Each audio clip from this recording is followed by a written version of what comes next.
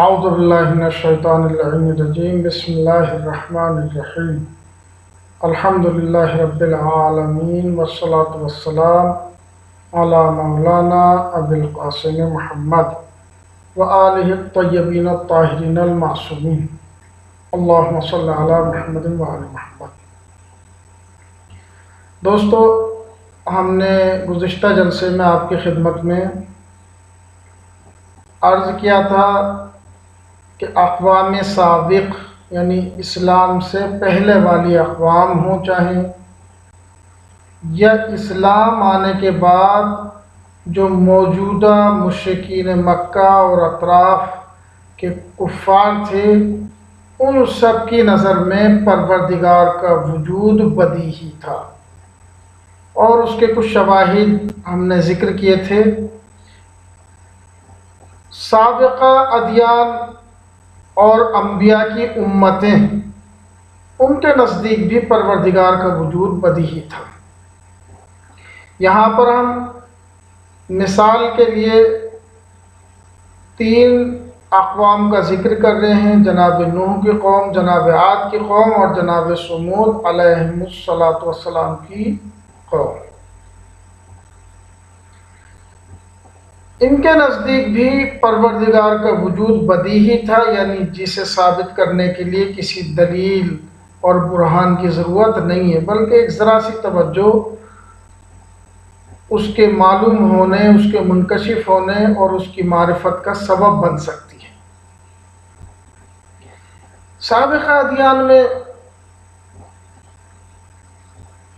صرف جو اختلاف تھا انبیاء کا اقوام کے ساتھ، ایک تو ان تعلیمات کے بارے میں تھا کہ جو تعلیمات وہ لے کر آ رہے تھے، چاہے وہ توحید کی تعلیم ہو یا اس کے علاوہ جو قوانین شریعت ہے وہ ہوں۔ اس کی مختلف وجوہات رہی ہوں گی۔ انسان معمولاً کسی بھی طرح کی قید و بند کو پسند نہیں کرتا ہے، اور بعد والی امتوں میں بھی ایسے ہی رہا، اور سبھی میں یہ تقریباً یہ چیز ہوتی ہے۔ تو ان سابقہ ادیان میں جو بحث ہوئی ہے وہ توحید کے اوپر ہوئی ہے بحث۔ نبیوں سے جو ان کا اختلاف ہوتا تھا، جو نبیوں کی بات نہیں مانتے تھے، وہ ایک تو توحید پہ ہوتی تھی۔ دوسری بات جو ہوتی تھی، وہ کہتے تھے کہ آپ بھی تو ہم جیسے ہی، آپ ہم جیسے ہیں، تو پھر آپ کیسے جو ہے وہ چیز بیان کر رہے ہیں کہ جو ہمارے آباء و اجداد کے اعمال کے خلاف، ان کے عقائد کے خلاف ہے۔ ایک یہ بھی چیز تھی، وہ یہ نہیں سمجھتے تھے کہ پروردگار جس جگہ پہ ہدایت کرنا چاہتا ہے انہی میں سے ایک نمائندہ معین کرتا ہے جو ان کے جیسا ہوتا ہے، بشری شکل میں ہوتا ہے، لیکن وہ چیز وہ قبول نہیں کر رہے تھے۔ تو اصل جو اختلاف تھا ان امتوں کا اپنے انبیاء سے مقام نبوت کے بارے میں تھا، معاد کے بارے میں تھا، قیامت کے بارے میں، قیامت کی باتیں جو وہ بتاتے تھے اسے قبول نہیں کرتے تھے وہ لوگ۔ توحید کے بارے میں تھا، توحید خدا ایک ہے اس بات کو قبول نہیں کرتے تھے۔ وہ مختلف بتوں کی پوجا کرتے تھے اور ان کو مظہر مانتے تھے اللہ کا، پروردگار کا، گوڈ کا، جو بھی ان کی زبان میں اس کے لیے کلمات تھے، اس کا مظہر مانتے تھے، اور وہ یہ سمجھتے تھے کہ یہ وسیلہ ہے ہمیں بخشوانے کا، وہاں پر اس کے سامنے ہمیں مقام عطا کروانے کا، ہماری حاجات کو پورا کرنے کا ایک وسیلہ، اسے شفیع مانتے تھے بتوں کو، جو طرح طرح کے بت تھے۔ مثلاً اگر بارش کے لیے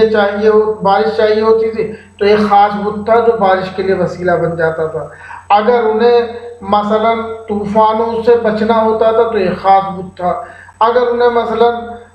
آگ سے بچنا ہوتا تھا تو الگ طرح کا بت تھا۔ اگر انہیں مثلاً اندھیرے سے خوف سے بچنا تھا، اندھیرے کے ایک الگ تھا، اور متعدد طرح کے بت تھے۔ لیکن ان سب بتوں کا جو رول تھا وہ صرف ایک وسیلے کا رول تھا، کہ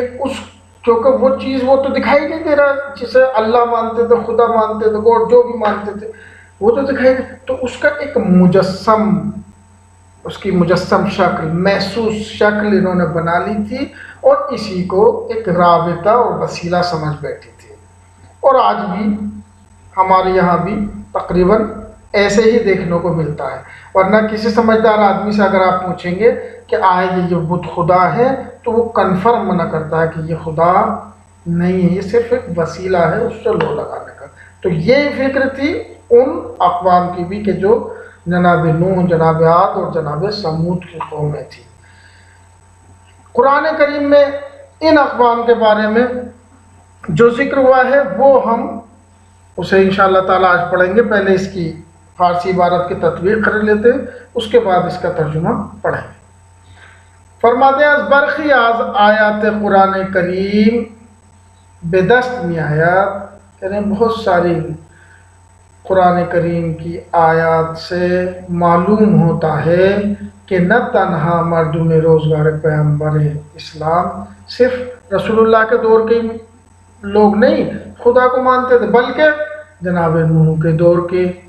بلکہ قوم نوح، عاد، سمود و اقوام دیگری کے پس از آن وہ اور دوسری اقوام جو ان تینوں اقوام کے بعد تھی، یہ تمام کے تمام اقوام خدا کو قبول کرتی تھی کہ خدا ہے، لیکن جو اختلاف تھا کس بارے میں تھا؟ با پیغمبران خود برسر اصل وجود اللہ نزاعی نہ داشتن، یہ اللہ کے اصل وجود میں اختلاف نہیں رکھتے تھے اپنے نبیوں سے، بلکہ در مسئلہ یگانگی ان کا جو اختلاف تھا توحید کے بارے میں تو وہ شرک کے قائل تھے۔ وہ کہتے تھے فلاں چیز خلق کرنے والا اللہ خدا ہے، فلاں چیز خلق کرنے والا یہ ہے، فلاں چیز پانی کا وہ ہے اور ہواؤں کا فلاں ہے، یہ اس طریقے سے ان کا عقیدہ تھا۔ وہ یہ کہتے تھے کہ نہیں اس نے بنا دیا، باقی اب یہ سب اس کے شریک ہیں، اس کے آزو بازو والے لوگ۔ تو ان کا جو اختلاف تھا وہ توحید کے بارے میں تھا، نبوت کے بارے میں تھا، نبی نہیں مان رہے تھے، نمائندہ نہیں مان رہے تھے، یہ نہیں مانتے تھے کہ پروردگار کا نمائندہ ہے، پروردگار کا رسول ہے، اس کے بارے میں اختلاف ہوتا تھا۔ وہ معاد اور قیامت کو نہیں مانتے تھے، وہ کہتے تھے قیامت کیا مطلب سزا و جزا کا تصور ان کے یہاں پر نہیں تھا، اور جو چیزیں قیامت سے متعلق انبیاء بیان کرتے تھے ان سے انہیں اختلاف تھا۔ کہہ رہے کہ بلکہ در مسئلہ یگانگی یعنی توحید، نبوت و معاد با پیامبران خود سر ستیز و نزا داشتن، سر ستیز داشتن یعنی جھگڑا کرتے تھے اور اختلاف کرتے تھے ان سے۔ آن بت پرستان وجود اللہ را به عنوان آفریدگار ہستی پذیرفتے و تصدیق نہیں کردن، یہ بت پرست لوگ کہ جو ان اقوام کے تھے یہ اللہ کے وجود کو اس عنوان سے کہ اسی نے تمام موجودات کو خلق کیا ہے اس بات عنوان سے قبول کرتے تھے، وہ تصدیق نہیں کردن اور تصدیق بھی کرتے تھے ہاں واقعی وہی یہ سب چیزیں بنانے والا۔ وہ بتہارا بے عنوان تجلیات محسوس او می پرستیدہ، لیکن بتوں کو اس کا محسوس جلوہ مان کے کہ جو ہم دیکھ سکتے ہیں اس کا ہی جلوہ ہے جو ہمیں یہ دکھائے، اس عنوان سے ان کی پوجا کرتے تھے، ان کی عبادت کرتے تھے۔ آنہا بتان را برائے آن عبادت می کردان، وہ بتوں کی اس لیے عبادت کرتے تھے کہ میان آنان و خدا واسطے، کہ یہ بت جو ہیں ان کے اور خدا کے درمیان میں رابطہ ہے، واسطہ ہے، وسیلہ، وہ میانجی رابطہ، شفیع وہی شفاعت کرنے والا، کہہ رہے ان کے اور خدا کے درمیان میں یہ واسطہ ہیں، میانجی ہیں، شفیع ہیں، حاجت ہا و نیاز ہائے شنڈا برابرند، یہ اس چیز کے لیے واسطہ ہیں تاکہ ان کی ضرورتیں اور دعائیں وہ پوری کروا سکیں اور پوری کر سکیں اس کی طرف سے، یہ ان کا عقیدہ تھا۔ ہم آیات کی طرف آتے ہیں، سورہ ابراہیم کی 9 سے اور تقریباً 12ویں 13ویں آیت تک یہ اسی بارے میں گفتگو ہے۔ بسم اللہ الرحمن الرحیم۔ الم یاتکم نبأ الذین من قبلکم، کیا نہیں آئی تمہارے پاس خبر ان لوگوں کی کہ جو تم سے پہلے تھے، قوم نوح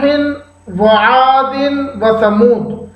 کہ جو جناب نوح کی قوم تھی، جناب عاد کی قوم تھی، اور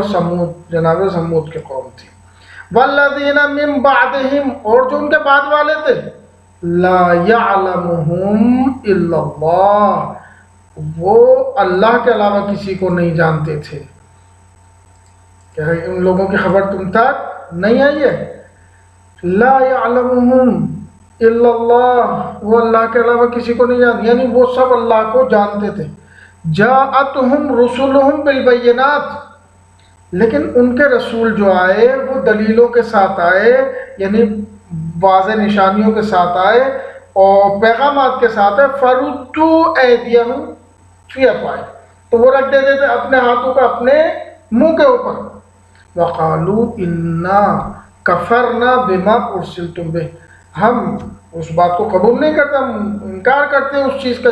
جس چیز کو تم لے کر آئے ہو، جس کے لیے تم بھیجے گئے ہو، یعنی توحید کا انکار کرتے تھے۔ وَإِنَّا لَفِي شَكٍّ مِّمَّا تَدْعُونَنَا إِلَيْهِ مُرِيبٍ، اور ہمیں شک ہے، اور ہم اس چیز میں جس چیز کی طرف تم بلاتے ہو ہم شک میں رہتے ہیں، ہمیں یقین نہیں ہے۔ قالت رسلہم، تو ان کے انبیاء نے کہا ان سے، افی اللہ شک، کیا اللہ میں کوئی شک ہے تمہیں؟ فاطر السماوات والارض، جو آسمانوں اور زمین کا خلق کرنے والا، یدعوکم، جو تمہیں اپنی طرف بلا رہا ہے، لیغفر لکم، تاکہ تمہارے گناہوں کو معاف کر دے، من ذنوبکم، تمہارے گناہوں سے تمہاری مغفرت کرے، ویؤخرکم الی اجل مسمی، اور اسے تمہارے جو وقت معین ہے اسے تاخیر کر دے۔ قالوا ان انتم الا بشر، اب انہوں نے کہا بھائی کہ ایسے کیسے ہو سکتا ہے، ان انتم، آپ نہیں ہیں، الا بشر مثلنا، آپ ہم جیسے ہی تو بشر ہیں، تريدون، آپ چاہتے ہیں، ان تصدونا عما کان یعبد آباؤنا، کہ آپ اس چیز میں رکاوٹ ڈالیں، اس چیز میں اور ہمارے درمیان میں کہ جس چیز کو ہمارا آبا و اجداد پرستش کرتا ہے۔ فاتوا بسلطان مبین، اگر ایسا ہے تو سلطان مبین لے کے آئیے، واضح دلیل لے کے آئیے، یعنی معجزہ لے کے آئیے آپ اگر سچے ہیں تو، یہ اپنے الفاظ میں۔ قالت لہم رسلہم، تو ان سے کہا ان کے رسولوں نے، ان نحن الا بشر مثلکم، ہم نہیں ہیں مگر تم جیسے ہی بشر ہیں، ولکن اللہ یمن علی من یشاء، لیکن اللہ تعالیٰ جس کے اوپر چاہتا ہے اپنا امتنان داخل کر دیتا، اپنا احسان اس کے اوپر کرتا ہے، من عبادہ، اپنے بندوں میں سے، یعنی کیا، یعنی جسے وہ چاہتا پروردگار اسے منتخب کر لیتا ہے، نبی بنا دیتا ہے، امام بنا دیتا ہے،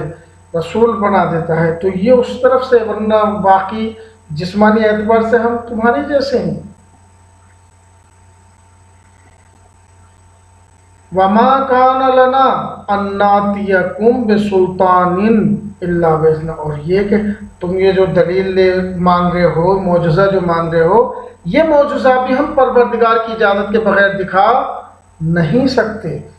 وَعَلَى اللَّهِ فَلْيَتَوَكَّلِ الْمُؤْمِنُونَ، اور اللہ کے اوپر صاحبان ایمان توکل رکھتے ہیں۔ یہ آیتیں ہیں، اور اس کے علاوہ آگے والی آیت بھی، یہ تمام کے تمام آیتیں اس بات کی طرف اشارہ ہے کہ وہ اقوام جو جناب نوح کی، جناب عاد کی اور سمود کی جو اقوام تھیں، یہ تمام کی تمام اللہ کو مسلم مانتی تھیں، اس کے وجود کے مقر تھیں، معتقد تھیں، لیکن شرک کی قائل تھیں، شرک رکھتے تھے، توحید کے منکر تھے، ان پیغامات کے منکر تھے کہ جو انبیاء لاتے تھے، اور انبیاء کی نبوت کے منکر تھے، معاد کے منکر تھے۔ اصل اس میں اختلاف ہو، تو اصل وجود خدا ان کے یہاں پر مسلم تھا۔ خلاصہ ہماری آج کی بحث کا اور اس درس کا، کہ در کتاب ہے آسمانی، یعنی آسمانی کتابوں میں از جملہ قرآن کریم، اور قرآن کریم کے ساتھ ساتھ اصل وجود خدا امری مسلم و روشن انگاشت شدہ، پروردگار کا اصل وجود کہ وہ ہے، یہ ایک مسلم شمار کیا گیا ہے، کہ جائی برائے انکار و نیازی بے اس بات ندارہ، کہ جس کے انکار کی کوئی جگہ نہیں ہے، یعنی اصلا انکار کی جگہ ہے ہی نہیں یہاں پر، اور اس بات کی ضرورت بھی نہیں ہے دلیلوں سے برہان سے، کیونکہ واضح ہے اس کا وجود۔ چنان کے برخی از نویسندگان غربی گفتیان، جیسا کہ بعض مغربی رائٹروں نے لکھا ہے کہ ہیچ یک از نویسندگان عہد عتیق و نیز عہد جدید وجود خدا را مبہم و نیاز بند به اثبات ندانستند، کہہ رہے ہیں کہ عہد عتیق کے لکھنے والے یا عہد جدید کے لکھنے والے، انہوں نے کسی نے بھی پروردگار کے وجود کو مبہم نہیں مانا ہے، اور جو چیز مبہم نہیں ہوتی ہے تو اس میں اس بات کی ضرورت نہیں ہوتی ہے، انہوں نے کہا کہ اس کی اس بات کی کوئی ضرورت نہیں ہے۔ اور اوستا کہ جو آریائیوں کی کتاب تھی، وہ در اوستا و دیگر کتاب ہے دینی نیز ہمیں نام و مشاہدے میں شباب، دیگر کتاب ہے دینی زمان وہ اپنشاد اور ہندوؤں کی جو کتابیں ہیں اس کے اندر بھی یہ چیز دیکھی جاتی ہے کہ اصل وجود خدا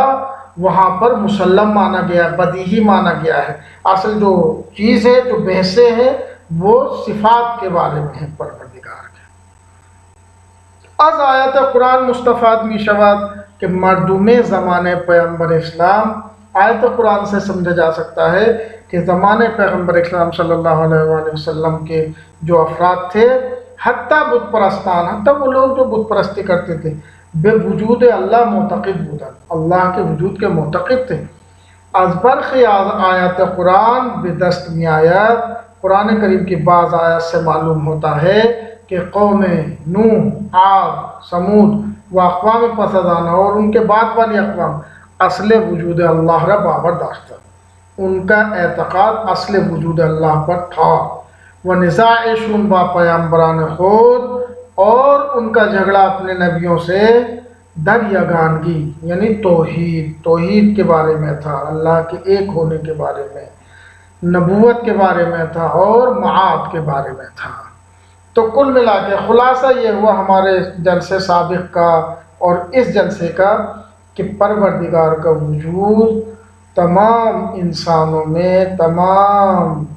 مخلوقات میں کہ جو بھی صاحب عقل و شعور ہیں، ان میں مسلم اور بدیہی مانا گیا ہے، اور ہے بھی ایسا ہی، قرآن کریم ہو یا دیگر الہی کتابیں ہوں، آسمانی کتابیں ہوں، یا دیگر ادیان کہ جو غیر الہی ادیان شمار ہوتے ہیں، ان کی کتابیں ہوں، سب میں پروردگار کا وجود بدیہی اور مسلم تسلیم کیا گیا ہے، اور اختلاف اگر ہے تو دوسرے اصول دین میں ہیں، جیسے آپ لے لیجئے مثلا نبوت لے لیجئے، قیامت لے لیجئے، یا بعض اوصاف الہی ان میں اختلاف ہے، ورنہ اصل وجود خدا میں کہیں اختلاف نہیں ہے، بلکہ سب نے مسلم مانا ہے، اور کسی دلیل و برہان کی اس چیز کو ضرورت نہیں سمجھی اس چیز میں۔ والسلام علیکم ورحمۃ اللہ وبرکاتہ۔ یہاں تک اگر آپ حضرات کو کوئی کسی طرح کا سوال ہو تو آپ کمنٹ باکس میں بتا سکتے ہیں، انشاءاللہ پہلی فرصت میں آپ کا سوال پڑھنے کے بعد جواب دینے کی کوشش کی جائے گی۔ التماس دعا۔